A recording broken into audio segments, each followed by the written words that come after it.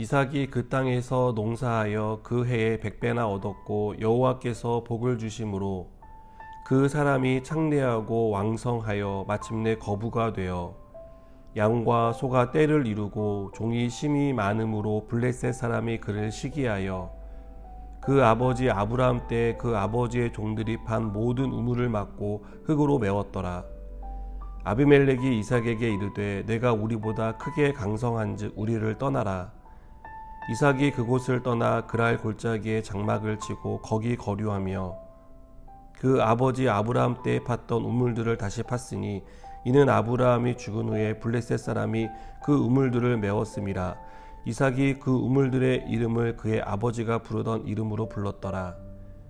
이삭의 종들이 골짜기를 파서 생 근원을 얻었더니 그랄 목자들이 이삭의 목자와 다투어 이르되 이 물은 우리의 것이라 하매 이삭이 그 다툼으로 말미암아 그 우물 이름을 에색이라 하였으며 또 다른 우물을 팠더니 그들이 또 다툼으로 그 이름을 신나라 하였으며 이삭이 거기서 옮겨 다른 우물을 팠더니 그들이 다투지 아니하였으므로 그 이름을 르호봇이라 하여 이르되 이제는 여호와께서 우리를 위하여 넓게 하셨으니 이 땅에서 우리가 번성하리로다 하였더라. 아멘. 이삭이 그랄에 살며 농사를 지었습니다. 하나님은 복을 주셔서 이삭이 노력한 것에 100배나 되는 큰 수확을 얻게 하십니다. 그러자 그랄 사람들이 이삭을 시기합니다. 자기들도 똑같이 일을 했는데 이삭만큼 큰 결실을 얻지 못했고 마치 자기들의 것이 뺏긴 것처럼 억울했기 때문입니다. 그래서 이삭에게 시비를 걸었습니다.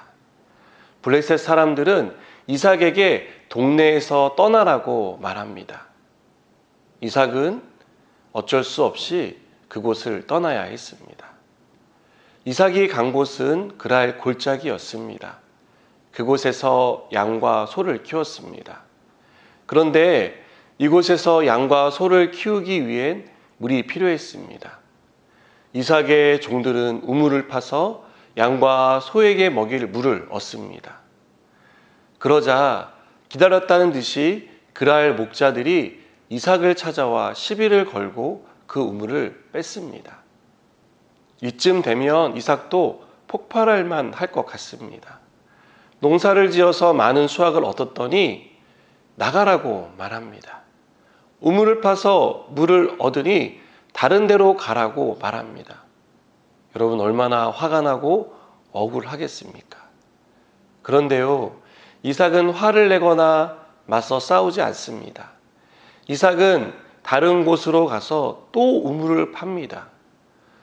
여러분, 우물 파는 일은요, 절대 쉽지 않습니다. 아무 곳이나 판다고 물이 나오지 않습니다.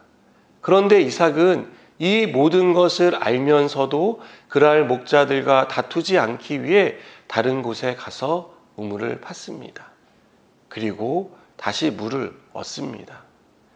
이 소식을 들은 그랄 목자들은 또 이삭을 찾아와서 그 우물마저 뺐습니다. 한 번도 아니고 두 번이나 같은 일을 당하면 이제는 더 이상 참을 수 없어서 싸울 것 같습니다. 하지만 이번에도 이삭은 그 우물을 양보합니다.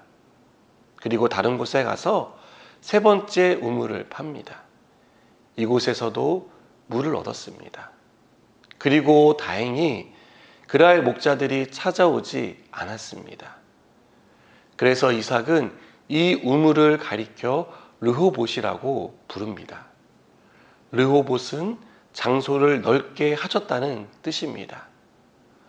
우리는 왜 이삭이 다툴 수밖에 없는 상황에서 다투지 않았는지 이해하기 어렵습니다. 충분히 자기 권리를 주장할 수 있고 그것도 정당한 것인데 왜 그렇게 하지 않았는지 이해하기 어렵습니다. 이삭은 화평을 추구하는 사람이었던 것 같습니다. 그는 온유한 사람처럼 보입니다. 그래서 다투기보다 양보했습니다. 권리를 주장하지 않고 화평하기 위해 권리를 포기했습니다. 이삭이 이렇게 할 수 있었던 근본적인 이유는 하나님이 돕고 계시다는 믿음이 있었기 때문입니다. 이삭은 100배가 넘는 수확을 얻은 것이 순전히 자신의 노력의 결과라고 생각하지 않았습니다. 힘든 우물을 파서 물을 얻는 일이 3번씩이나 가능했던 것은 그저 운이 좋았기 때문이 아니라 하나님이 도와주셨기 때문이라고 믿었습니다. 그래서 억울했고 화가 났고 정당한 권리를 주장할 수 있었지만 그렇게 하지 않았던 것입니다. 하나님이 갚아주실 것을 믿었고 하나님이 도와주실 것을 알았기에 다투지 않은 것입니다. 여러분, 우리가 사는 세상에는요, 자기의 것을 뺏기지 않기 위해 안간힘을 쓰고 사는 사람들이 너무 많습니다. 조금도 양보하려고 하지 않습니다. 또 자기 몫을 조금이라도 더 얻기 위해서 다른 사람과 얼굴을 붉히며 싸우는 것을 불사하는 사람들도 많습니다. 이런 세상에서 그리스도인답게 산다는 것은 어떻게 사는 것을 말하는 것일까요? 저는 우리가 내 몫을 더 얻기 위해 목소리를 높이는 사람이 되기보다는 그것을 기꺼이 양보할 수 있는 사람이 되었으면 좋겠습니다. 내 것을 뺏기는 것을 못 견뎌서 싸움도 불사하는 사람이 아니라 당연히 주장할 수 있는 권리이지만 그마저도 포기할 수 있는 그런 사람이 되었으면 좋겠습니다. 우리가 그렇게 할 때 하나님은 우리의 지경을 넓혀 주십니다. 우리가 행한 모든 것을 아시고 우리를 도와 주십니다. 이 사실을 믿으시기 바랍니다. 기도하시겠습니다. 하나님, 당연한 것을 양보할 수 있는 믿음을 갖게 하여 주시고 내 권리를 기꺼이 포기할 수 있는 마음도 허락하여 주시옵소서.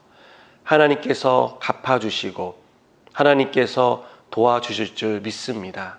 예수님의 이름으로 기도드립니다. 아멘.